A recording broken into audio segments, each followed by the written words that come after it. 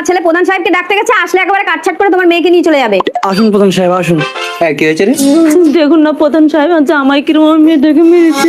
ওই মেয়েটা আর আমার শাশুড়ি আমাকে চেপে ধরেছে, আর ও আমাকে পেটে পেটে লাথি মেরেছে। আমি সময় মতন না এলে আমার মেয়েটাকে মেরেই দিত। ওই মেয়েটাকে? ওই তো আমার সংসারে আগুনটা লাগাচ্ছে। আমি প্রেগনেন্ট বলে আমার স্বামী ওকে ধরেছে। আমি তোমাকে কি এখন বাচ্চা নিতে বলেছিলাম? এই তুই চুপ কর, এদিকে শোন। মাল তো ঘরে একবার রেডি করে রেখেছিস। ওই জন্য তো আপনাকে 5,000 টাকা দিলাম, ওকে পুরো ক্লিয়ার করে দিন, আমি যাতে বিয়েটা করে নিতে পারি। ঠিক আছে চলো।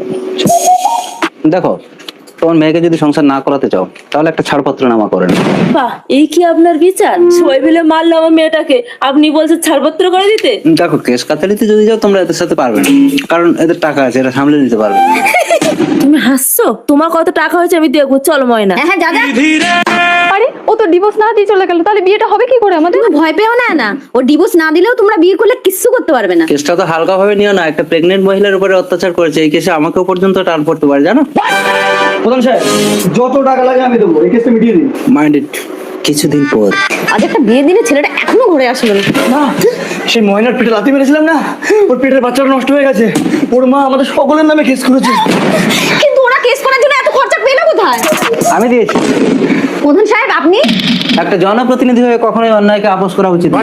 আপনাকে যে 5,000 টাকা দিলাম, ওই টাকা দিয়েই তো আমি ওদেরকে সাহায্য করেছি। তোমাদের সব কটার আজীবন জেল হবে। ওরে বাবারে, আমি পালাই। বাঁচান বাঁচান আমাদেরকে। আমার পায়ে ধরে কোনো লাভ হবে না, যাদের প্রতি অত্যাচার করেছো তার পায়ে ধরে যাও। ময়নার মা, তুমি আমাকে ক্ষমা করে দাও। আমাকেও ক্ষমা করে দিন, আমি আপনার মেয়েকে দেবীর মতো পূজা করবো। আচ্ছা ঠিক আছে, ওঠো।